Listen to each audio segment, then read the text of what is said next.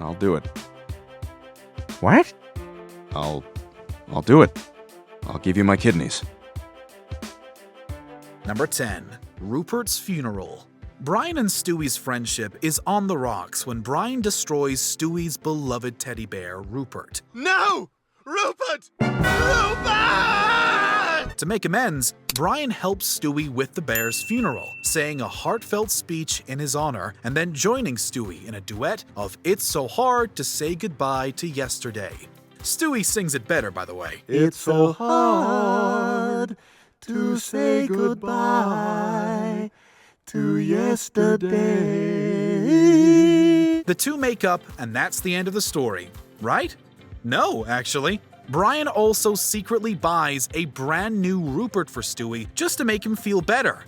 Even if Brian didn't like Rupert, he knew how important the toy was to Stewie and goes the extra mile to show how sorry he is. And it's incredibly sweet. Rupert! You've come back to me! And I'll take with me the memory. Number 9. Peter and Meg's father-daughter time. With his license revoked, Peter is forced to rely on Meg as his personal driver, and neither one of them is happy about the arrangement. Oh, this sucks. Can you believe I'm stuck with Meg driving me around? Dad, it's just you and me in the car. Finally fed up with her father's annoyance, Meg takes her frustration out on a rude driver, and Peter is impressed. What follows is a cute montage of Meg and Peter bonding and genuinely enjoying each other's company. She asked me like I hope she would. Something tells me I'm into something good. Afterward, Peter admits that he has a wonderful daughter, and while he'll still pick on her to keep up appearances, he wants them to be secret best friends. It'd be nicer if they could be public best friends, but we won't overlook how sweet it is to see this father-daughter relationship for a change. Who wants a glass of fresh lemonade? Not me! What I want is a fresh glass of better daughter! Hey. Number 8. Tasmanian Devil Cutaway. Cutaway gags on this show are notorious for being hilarious and occasionally somewhat offensive. It's a living.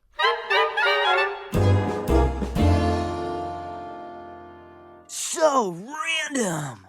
That's a comment on us. But this one is just plain wholesome. It starts out with Peter saying he'll be as gentle as the Tasmanian Devil from Looney Tunes. You need to be more sensitive. Don't worry, Lois. I swear I'll be sensitive and gentle, like the Tasmanian Devil tucking in his kids. We then cut to Taz tucking in one of his kids and then quietly leaving the room. We all know how destructive and noisy Taz can be, so seeing him act this considerate and calm is kind of a shock. But it's adorable to see how much he cares for his kids. Maybe Peter should take lessons from him on how to be a good father.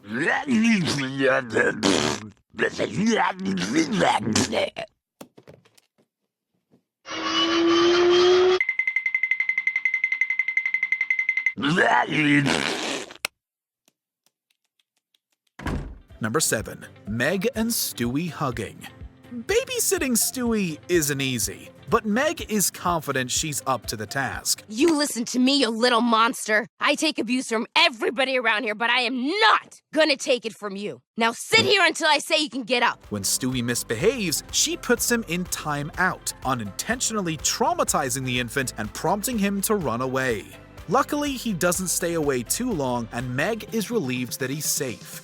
She then apologizes to Stewie for scaring him and says how much she loves her baby brother. Stewie, I'm really sorry I left you in that timeout.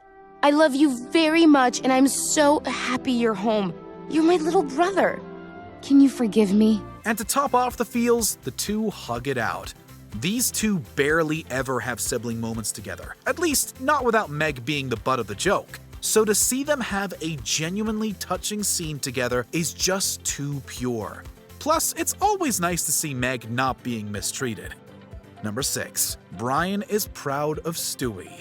Stewie has been having terrible nightmares, to the point where he can't even properly perform the theme song.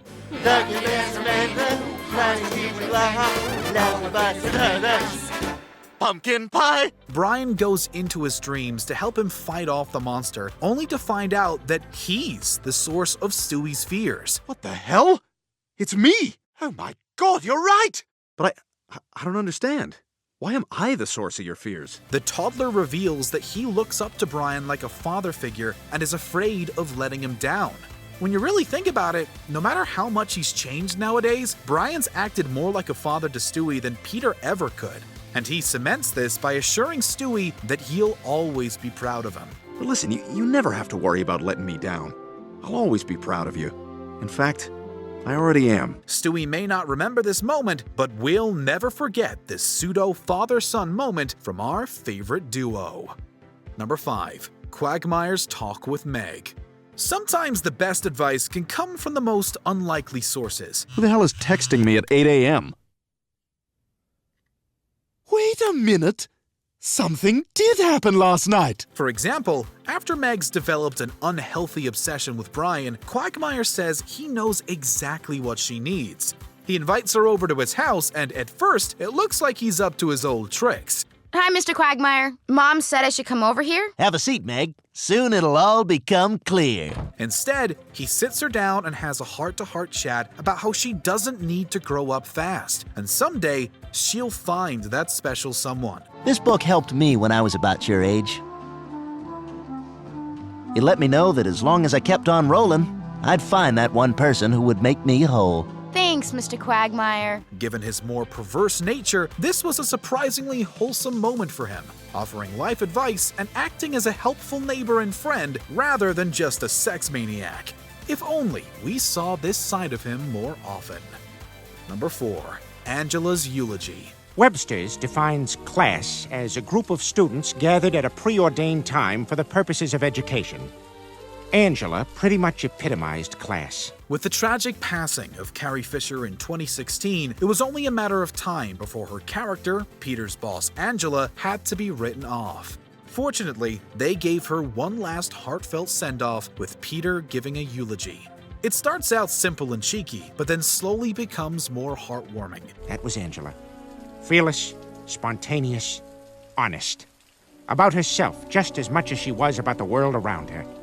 She had grace, courage, and an unmatched zest for life. It's clear that Peter is speaking more about Fisher herself than Angela, ending with arguably one of the most touching quotes in the series. I may have lost a boss, but heaven has gained a princess. While the scene ends on a punchline of Peter being at the wrong funeral, it was still a sweet send-off to a Hollywood legend taken from us too soon. Number 3. Brian's sacrifice. After destroying his kidneys with homemade Red Bull, Peter is in need of a transplant. We'll put him on a kidney transplant list, but that could take months. Until a donor is found, he's going to have to undergo dialysis treatments 3 times a week. Brian's willing to donate one of his, but it turns out that Peter will need both of them, meaning that Brian would die. Peter and Lois are hesitant, but Brian is sure that he wants to do it anyway. My God, Dr. Hartman, isn't there any other way? I'm afraid not, Mrs. Griffin. I'll do it. What? I'll do it. I'll give you my kidneys. This is undeniably the noblest thing Brian has ever done, willing to give up his life for the man who took him in when he had nowhere to go. Fortunately, in the end, Dr. Hartman offers his kidney instead so that both Brian and Peter can live, which is also a noble act on his end. It turns out I'm a perfect match, and I'm willing to give up one of my kidneys. Number 2. Adam West Tribute. Adam West's passing in 2017 was nothing short of heartbreaking. Not only did we lose a beloved TV actor, but Quahog lost their wacky yet beloved mayor. Thank you for having me. I've been having such a hard time since Adam passed away. Fortunately, like with Carrie Fisher, Family Guy gave the late Mayor West a heartfelt tribute. Firstly, they renamed James Woods High to Adam West High in his honor. So, you'd like to rename the school? Yes, to Adam West High. Well, you're a talking dog. You probably know what you're doing.